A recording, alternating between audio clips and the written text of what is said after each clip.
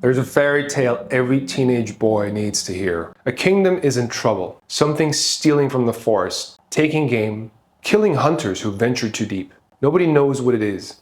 Finally, one brave hunter goes to the very heart of the forest, to a deep pond hidden in the trees. He's standing at the water's edge when suddenly a hand reaches up from the depths and drags his dog under. The hunter returns with men.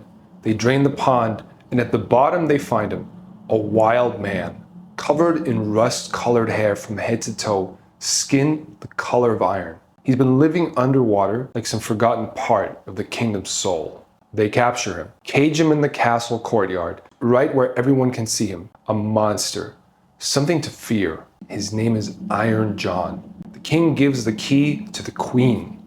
Keep this safe, he says. Don't let anyone near that cage. Years pass. The king's son is playing in the courtyard with his most treasured possession, a golden ball. He's tossing it in the air, catching it, completely absorbed. The ball slips, rolls across the courtyard, right into Iron John's cage. The boy runs over. "Give me back my ball." Iron John looks at him. "Not until you let me out." "I don't have the key." "Yes, you do. It's under your mother's pillow." The boy walks away, but the next day he's playing again. The ball rolls into the cage again. And again, Iron John says, "Free me and you'll get your ball back." This happens over and over. The golden ball, the thing he loves most, keeps rolling toward what he fears. Finally, one night, the boy creeps into his mother's room. She's asleep. He slides his hand under her pillow, feels the cold metal of the key, and steals it. He opens the cage. Iron John steps out, free for the first time in years. "Thank you," Iron John says. "Now, come with me." "What? No, I can't. My parents." But Iron John is already walking toward the forest, and the boy, terrified, follows. Because once you free the wild man, there's no going back in the castle. And by the end of the story, after years in the forest, after descending through humiliation and grief, after being tested and wounded and transformed, the boy is no longer a boy. He's become like Iron John, hardened by trials, deepened by suffering, made powerful through descent. And Iron John reveals the truth. He was once a prince himself, cursed until someone was brave enough to free him. The book is called Iron John because that's what initiation creates. Men forged like iron through fire and death. Today I want to talk about why your son's depression, his withdrawal, his anger, all the things you're trying to fix, might not be problems at all. They might be the beginning of something necessary, something ancient, something we've lost in modern culture, the descent into hell, and why your son needs to make that journey. But first, let me be clear about what this book is. Robert Bly didn't write the Iron John fairy tale.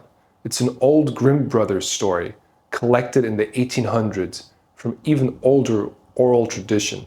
What Bly did was analyze it, decode it, and show how it maps the masculine initiation process. And this pattern isn't unique to one fairy tale. It's universal. You see it in Buddha leaving the palace, in Jesus going to the wilderness for 40 days, in Aboriginal walkabouts, in Native American vision quests. Joseph Campbell called it the hero's journey.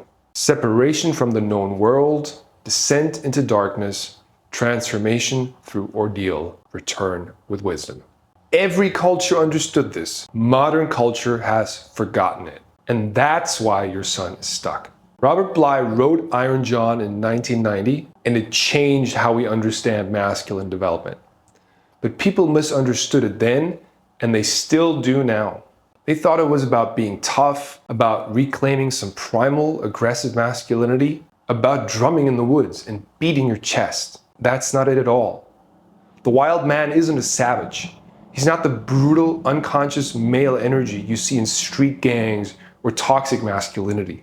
But he's also not the soft, sensitive, new age man who's gentle but powerless.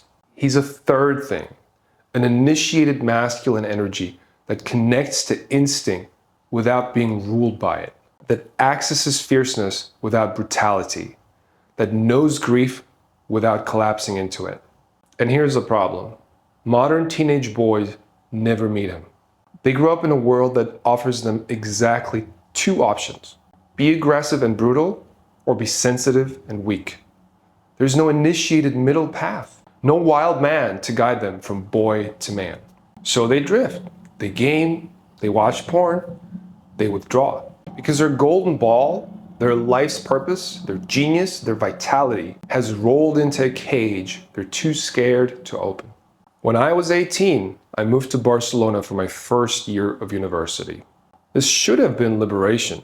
New city, new people, fresh start. But instead, it became what I call the Barcelona black hole. I barely left my room. I would go to class and then immediately retreat to my temporary housing. While other students were exploring the city, making friends, going out at night, I was in my room watching porn and binging American TV shows. I told myself I was preparing for my real life in America, that Barcelona didn't matter because I was going to transfer to the US anyway. But the truth was different.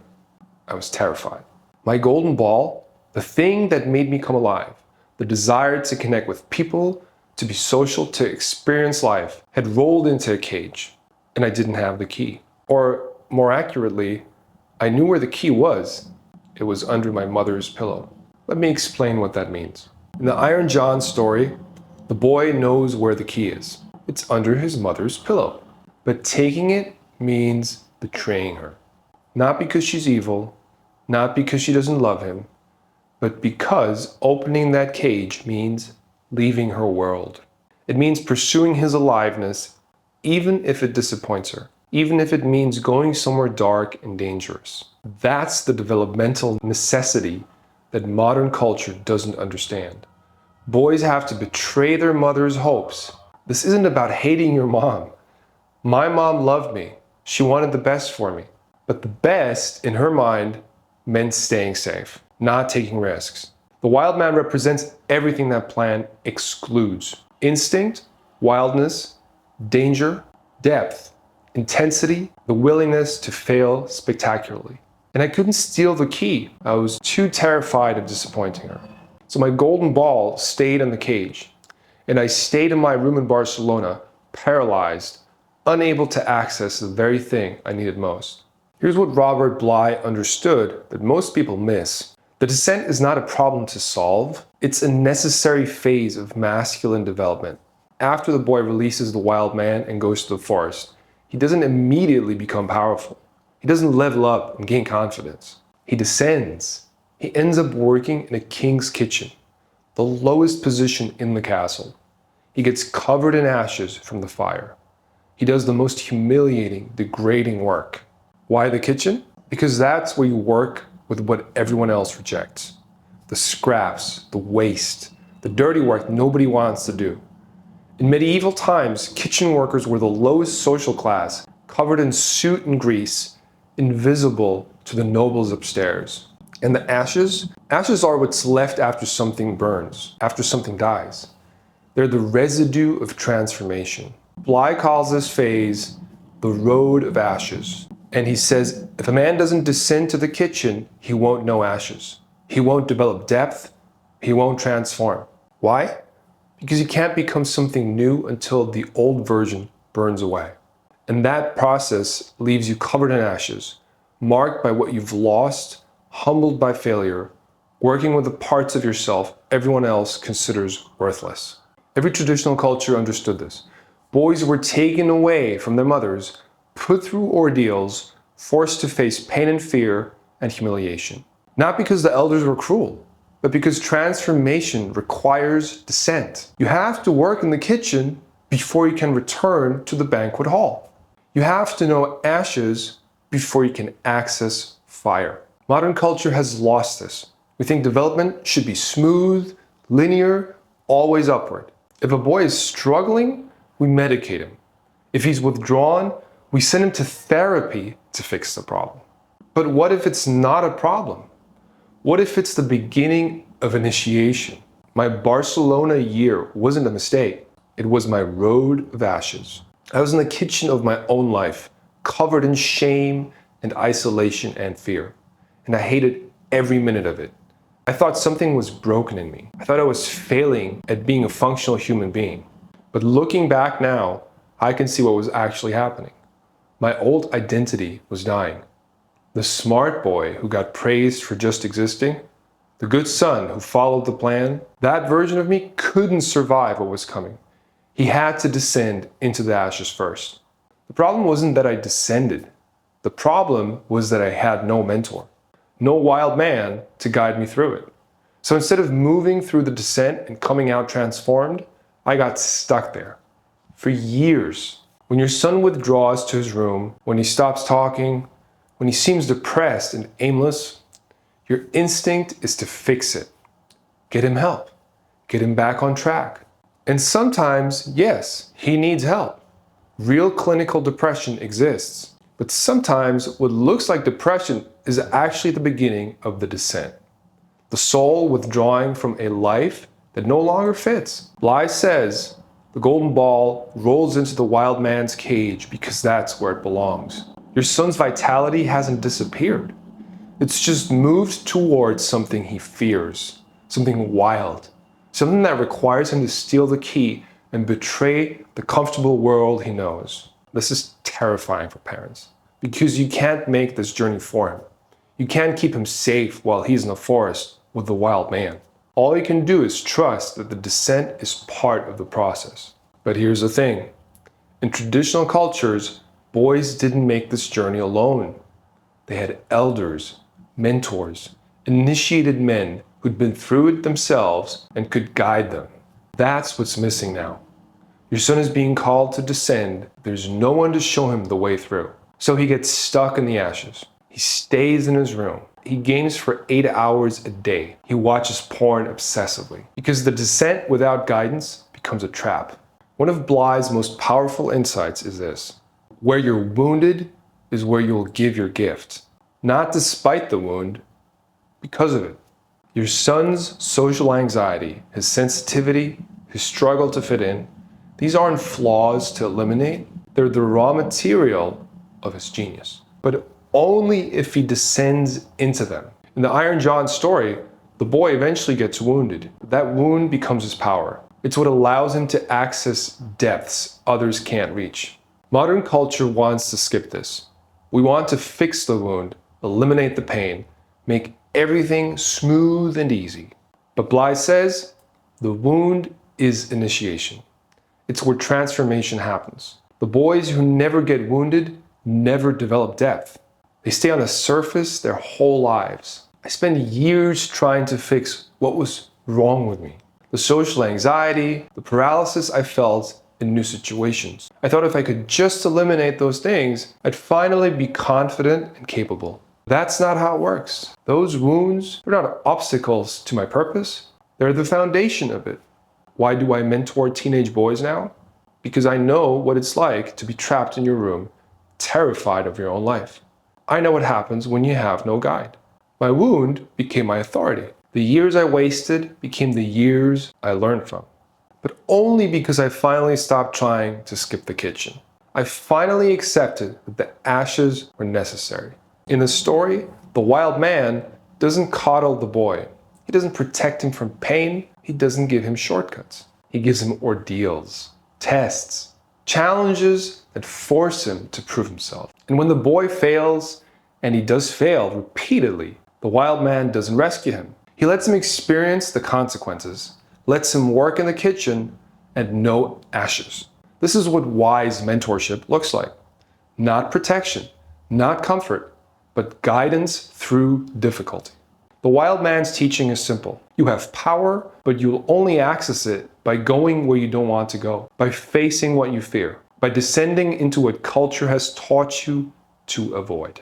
Your instincts aren't your enemy. They're your access points to depth, to initiated masculinity. But only if you're willing to steal the key. Your son is stuck between a rock and a hard place. Option 1, stay in the castle, be safe, follow the plan, never steal the key. Watch his golden ball roll into the cage over and over, always reaching through the bars, but never opening the door. Option 2, leave the castle without a guide, descend into chaos with no wild man to show him the way. Get stuck in the ashes, never complete the initiation. Both paths fail. The first produces men who are functional but dead inside. The second produces men who are wounded but never transformed. What's missing is the third path, the guided descent, the presence of elders who've been through it and can say, yes, this is hell, but I'll show you the way through. That's what the Lighthouse method is designed to provide. Not therapy, not life coaching, but mentorship through the descent. Week 3 of the Lighthouse method is explicitly built on Bly's framework. We identify the golden ball. What made you come alive as a child? What have you lost? We locate the cage. Where is it trapped? What are you avoiding? We find the key. What belief, what loyalty, what fear is keeping you from claiming your life? We give them ordeals, not arbitrary suffering, but challenges specifically designed to take them into the kitchen, into the ashes, into the places they've been avoiding. Because transformation doesn't happen in comfort. It happens in the forest with the wild man. It happens in the descent. And when they want to quit, and they will want to quit, we don't rescue them. We don't tell them it's okay to stay comfortable. We say, this is the initiation. This is what turning boy into man actually looks like. It's supposed to be hard. Stay in the fire. If your son is withdrawn, depressed, angry, aimless, I know how terrifying that is. I know you want to fix it. You want to pull him back to safety. But consider this. Maybe he's not broken. Maybe he's being called to descend. Maybe his soul knows something needs to die before something new can be born. The question isn't, how do I get him back to normal? The question is, how do I help him through the descent? And the answer is, you can't. Not alone. Because this is the phase where boys need initiated men, not their mothers. Not even their fathers if the father hasn't been initiated himself. This is when boys need mentors who've been through the forest and know the way. That's the gap I'm trying to fill.